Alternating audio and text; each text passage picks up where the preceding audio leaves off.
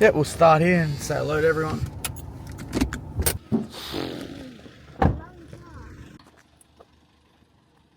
Hey guys, how you going? What's happening? Not bad day for it, mate. That fog will burn off. There you go. Good, man. Good. Hello, dude. How you doing? How are you? Oh. Good, good. Marcus, he's on the camera. Oh. Yeah. How's it going? Great. What? And you've got cool, you got merch. You got the beanie. Oh, I'll have to get one of those. That'd be good. Do you have one on you? Do you have a? Did you bring some with you? Oh, damn. Do you have it in stock? No, we only order. Place orders for orders. Ah, so yeah. We're not keeping stuff. Ah, okay. No. Yeah, that's what. Yeah. No, okay, fair enough. So if I want to put an order in and give you money first, and wait 6 weeks. We do 2 a year. Ah, okay, cool. Sweet, thank you. How's the drive here? What's that? After. He took like a dirt road to save 8 minutes. Worth it. No! No! I didn't know it was dirt. I was just following the GPS. The fastest way, yeah. It's all like cut. Yeah, you could have gone down to like Grafton and back up, or yeah. up to So there was one that cut.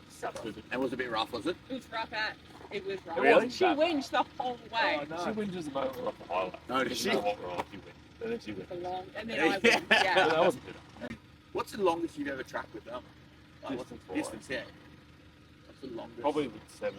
Yeah, 600-700 meters. Really? Yeah, right. Yeah. Okay. Same with Sabre. I haven't done any long tracks with her. Yeah. But what I would want to do with her day is to push her out to a kilometre, and not so much worried about age on the track. Maybe like 15, 20 minutes. And then see what the dog does towards the longer end of the track and see. Would you be interested to do something like that, Burma? Yeah. Well, up to you, man. Yeah, What do you? sure, I think that'd be fun. Oh, and doing long tracks is fun because it's like a journey. And like, sure, we're coming to the end. Yeah. And it just seems like you track double the distance. Yeah. Even 500 metres isn't walking in the forest for like a long time. Imagine, when you do a kilometre one, it's actually a lot of fun. It's I haven't done many of them, but I always remember the fun. You like, I feel like we're going forever. Yeah. So we'll do that.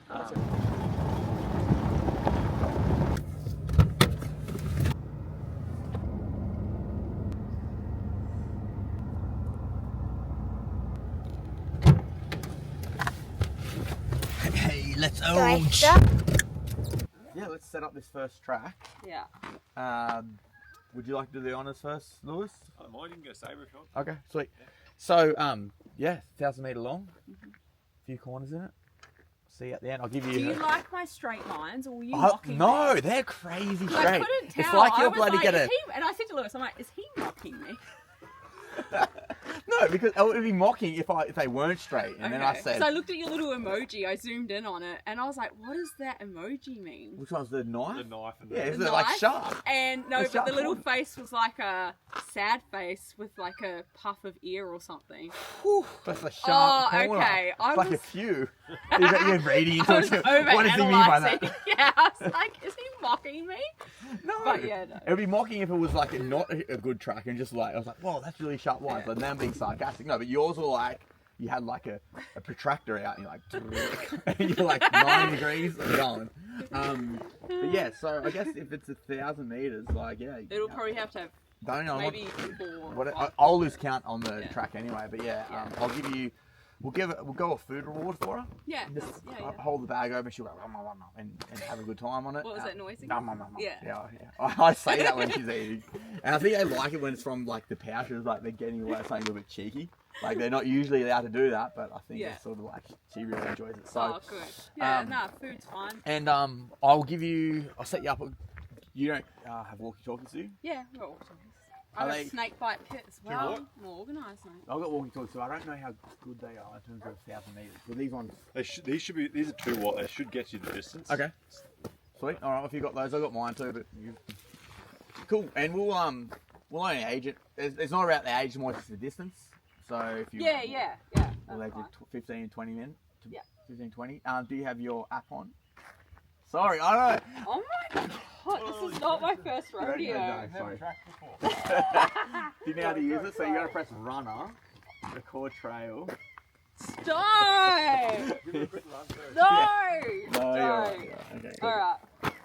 All the videos are there. I think it's hard to keep a captive audience on a 9-minute track. Yeah, Just yeah, said, it like, is. if like I don't do it. I just like unless you're actually involved in that track, I don't think it's Very hard. Like, you don't understand what's going on. You're just a random person. It's just watching walking a dog. Yeah, walking. that's all Yeah, it yeah, looks yeah. like. So they don't get it. They don't understand it the same way.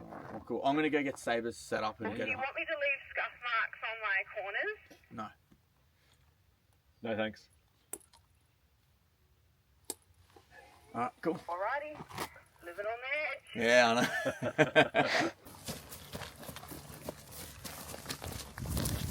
Got your app on? Oh no. Jeez, mate. Thanks. That's going in the montage, right? That. I think I'll have that sorted out. Thank you. When we get back, can't we take my stuff as well? Yes, mate. Hey. Dog.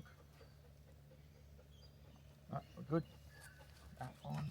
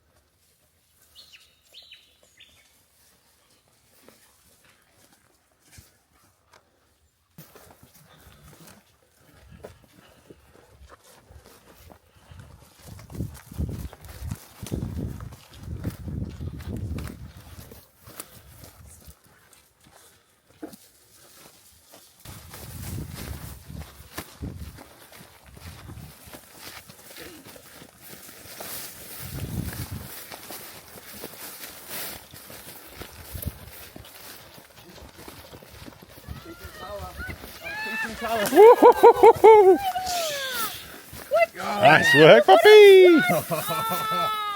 Yes. Jump. Woohoo! Nice. Good job. Yeah, we got messed up by the scent ball, Yeah. and then we came back on, and then we followed it straight away. That's cool. Very nice. So we did 1.5 kilometers almost. And there. Cool. Beautiful. Thank you very much, Diane. Nice. All right. Alrighty.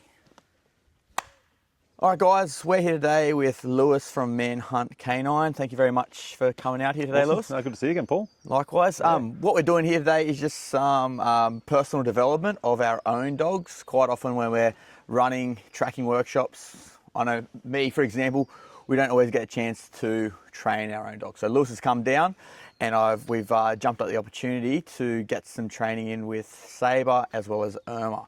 So while we're here, while we got a track aging for Irma, I thought why not just have a quick Q&A session to find out a bit more about what we do and why we do it. So Lewis, just to give a quick brief overview of you and your company and where you're based. Yep. So we Heads up, be prepared for mud. be prepared for mud, apparently. Okay, we'll wait and see. Yeah, so we're based on Sunshine Coast up in Queensland. My partner and I, Diane, we run Manhunt Canine and have been doing so for about 2 years now, coming up 2 years in July this year. Tracking dogs, trailing dogs, having a good time. Sweet. Yeah. Cool. So Lewis, tell me, what do you think makes a good tracking dog? What are some characteristics that if you could build your ultimate dog, what would they be?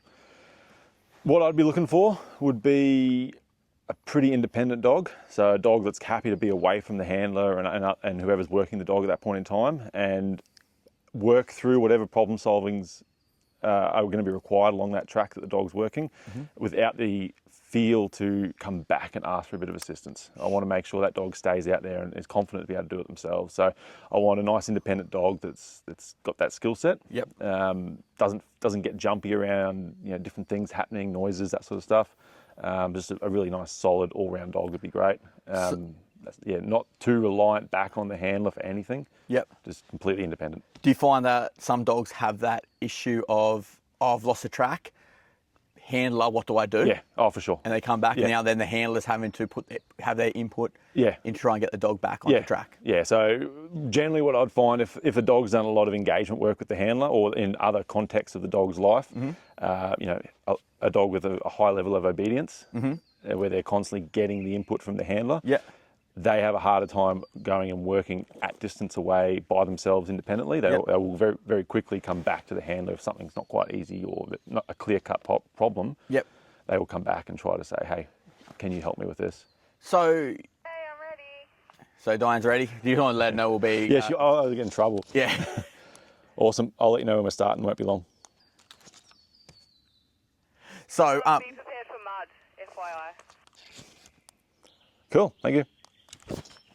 all right. So, so for those who don't know, Lewis runs out the more of the trailing system in school. That's where they teach and the method they get their dogs to follow human scent. Where I'm sort of based, well, my background is in a tracking background. So that being the case, what do you do? What do you teach your clients and your students to do when your dog loses the track? What's the first thing that you go for? Your protocol, your dog tracking along, and then all of a sudden it's no longer on the track and its head's come up and it doesn't know what to do next. What do you guys like to teach? In that context, what we'd be getting our handlers to do is just stay still. Generally stay still. Don't plant your feet and don't move at all, but just be very cautious about where you do go at that point.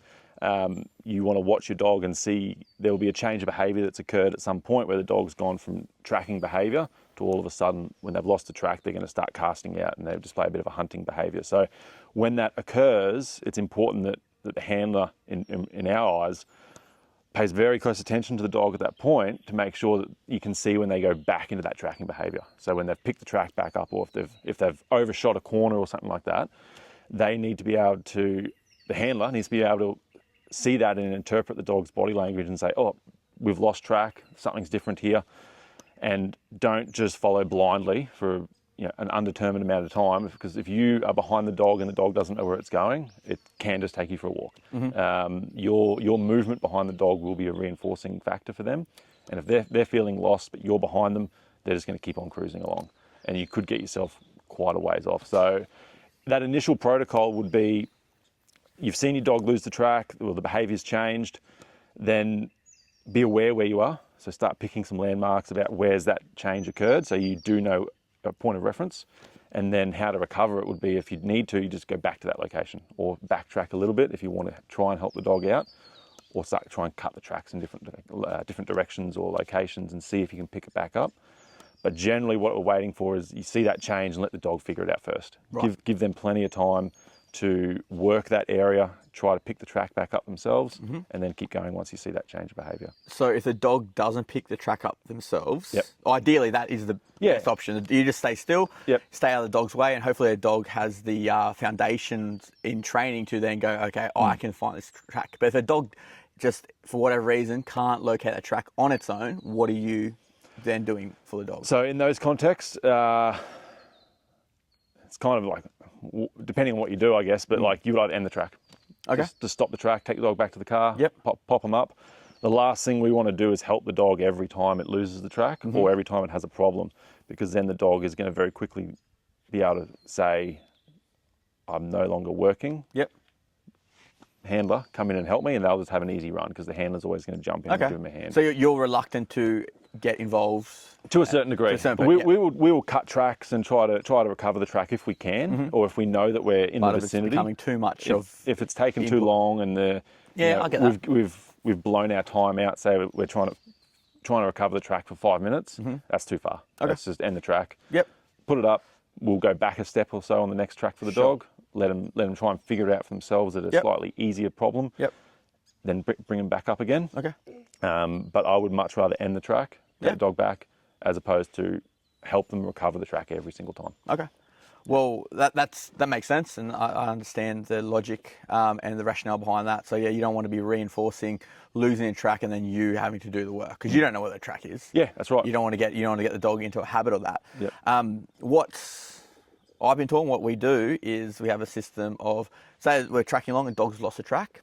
Okay, we give the dog the opportunity to relocate that track on its own. If it cannot relocate that track on its own, be it a lack of fundamentals or the age of the track or any number of different factors, we go through the system of check your line of travel. So we're traveling straight. I'm going to then go and help the dog by moving ahead of where that track was lost, casting across the line of travel, and then if that doesn't work, look at the ease of access. This sort of was more pertinent for tracking, I guess, in urban environments, because in urban environments there's definitely clear situations where there is an ease of access. So, there's a big building there, there's a little alleyway there, there's a big building there. Well, the ease of access is going to be down that alleyway. The person's not going to climb a building for the majority of the time. So that's how we sort of would solve that problem if the dog was not able to regain the track on their own accord. So yeah, line of travel and then ease of access. An old dog handler thing. That's what I was taught when I was coming out as a police dog handler. That's what we look to do, because and if that doesn't work, then you got to really assess, is the track even still there? Yeah. If it's not, then you want to call it before you start pushing a dog into till it's dog might just end up getting over it if you're just trying to say seek and it's not getting anything. So yeah, that's there's some different ways that you can go about. Yeah, and that's the thing. I don't want to help the dog the whole time. No, you don't. Let them work it out. If they can't work it out, jump in and try to help it. Dog's way. You never know, you might get it back up. Otherwise, just call it off. Yeah. Yeah. No, I always have saying, the more you can stay out of your dog's way on the track, the higher chance of you having successful track. Yep. If you're always interrupting a dog with leash checks and getting tangles and just poor line handling, the more times the dog has to stop because of you, the less likely it is to get to the end of the track. And that's sort of what I find. That's why it's very important to have proper leash handling skills, especially in these environments where we're at now, because there's so many things they can get tangled on. So Oh, for sure. Yeah. Cool. What we might do, we might pause this here and re-continue it later. We'll go run a track now with Lewis and Irma. Yep. It's been aged for long enough. Well, how long is it? About 700, 800 metres? Something like that, yeah. A couple of corners, very muddy apparently. So we'll see, we'll film it and we'll take you along for the ride. So See how we go.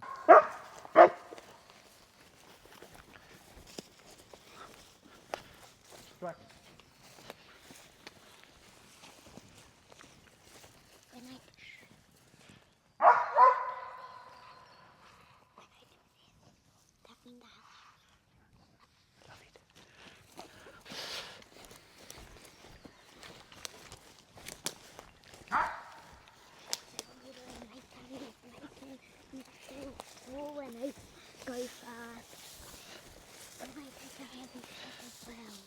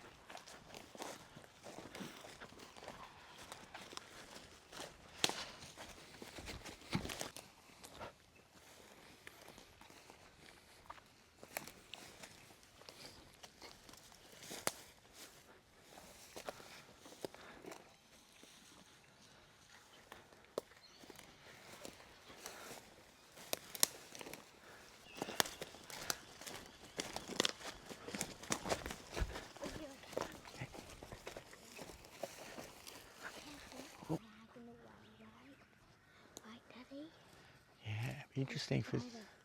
Let's see if we can see a change of direction from Irma. Going on your GoPro on the gimbal. That's all right. Good spotting. So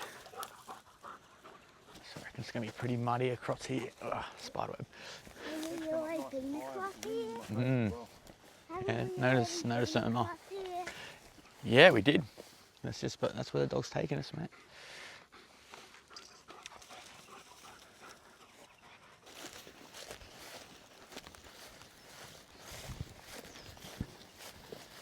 change of environment now. From pine forest, from more a native bush here. I like the pine forest. It is pretty cool.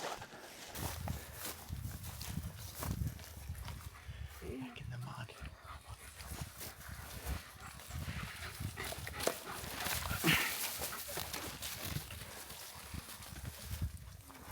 Concentration of something in over here.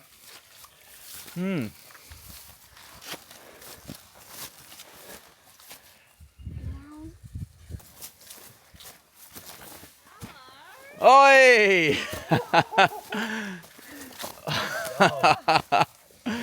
You went wrong, Diana. It was muddy. I know. Apologies. No. That was nasty. Track of the day. Comes and goes. Yep. Sometimes it's there, sometimes it's not as bad. Yep. But yeah, it's just one of those things. Like it just was there this morning. Cool. She woke up this morning She already woke pretty up amped this up. morning. Ready to go. violence, so could be partly that, but yeah, I was very happy with that. Yeah, I'm curious to see the overlay. Well done.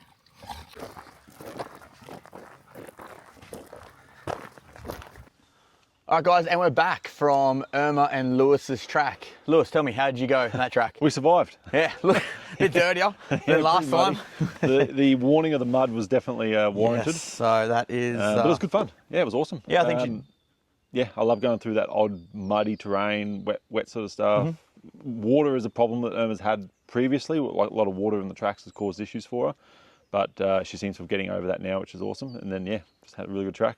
Yeah, It cool. was a little bit of an over-aroused state at the start when she, first leg of the track was pretty hard to work because she was just constantly pulling and barking the whole time. But looking at the terrain that we got here, it's down a hill, like starting on the downward slope.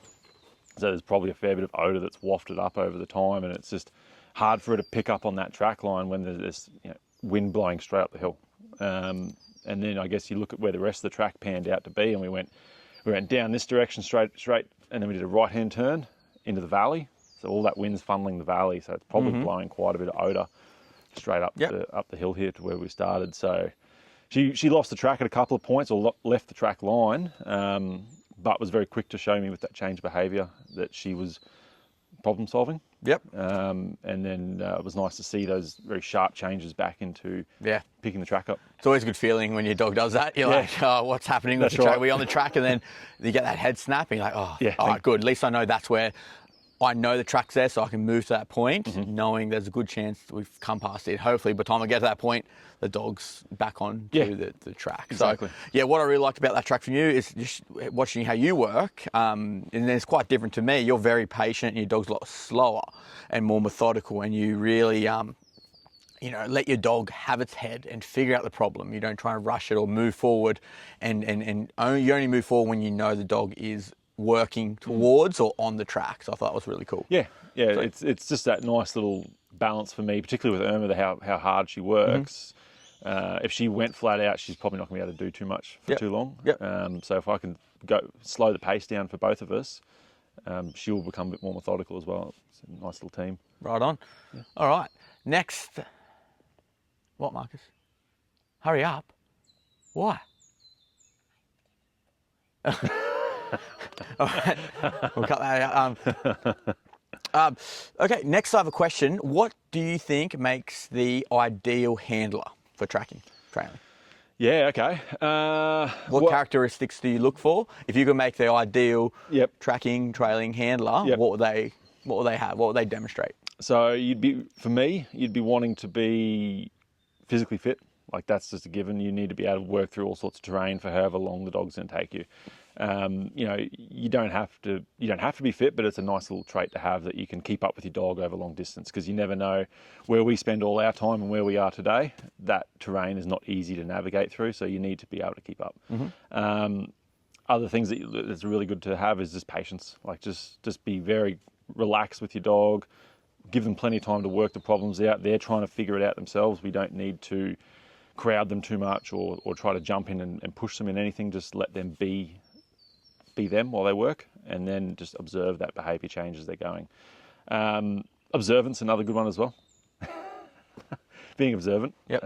So you're not just watching the clouds drift by and the trees, you're actually watching the dog's behaviour, and you're seeing the subtle little changes. So yeah, physically fit, patient, good observation skills, physically strong, depending on the dog that you've got, is also a consideration. If you've got a big, strong dog, you want to be strong yourself to be able to control that dog.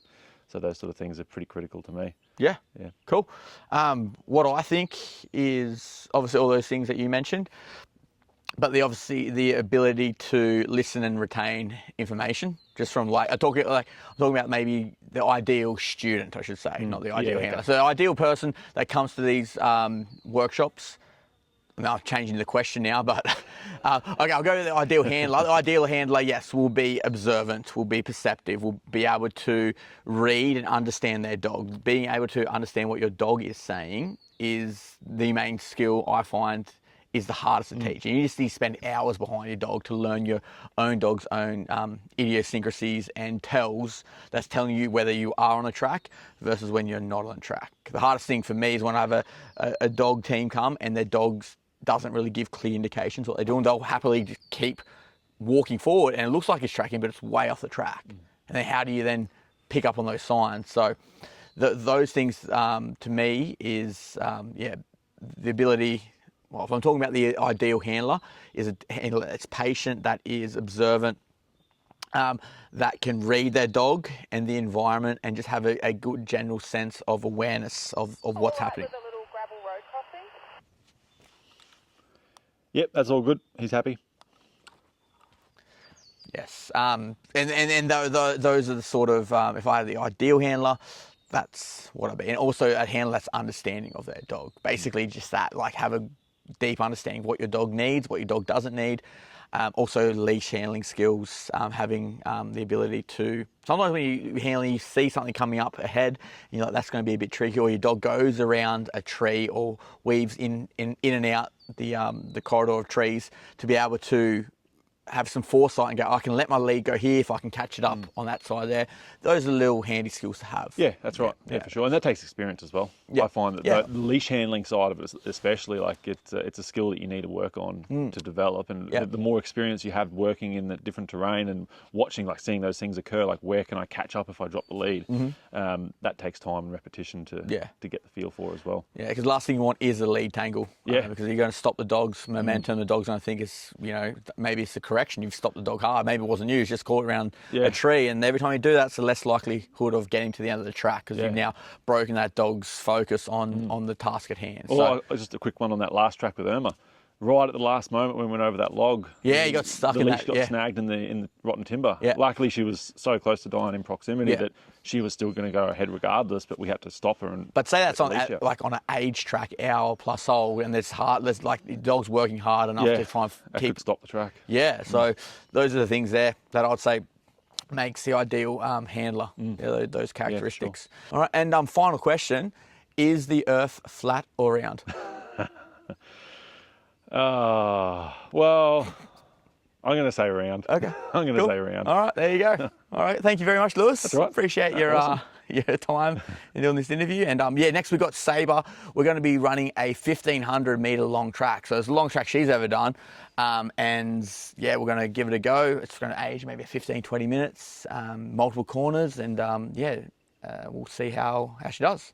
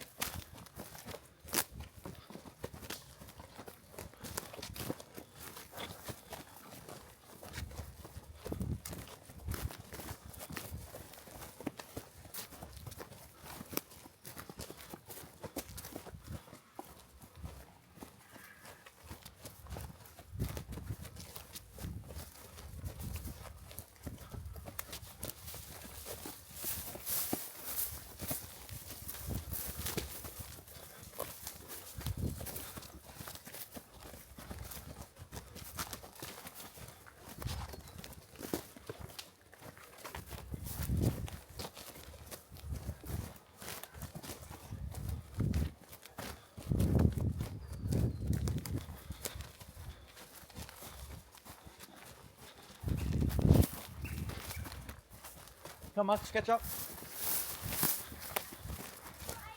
Yeah. You're doing good, mate.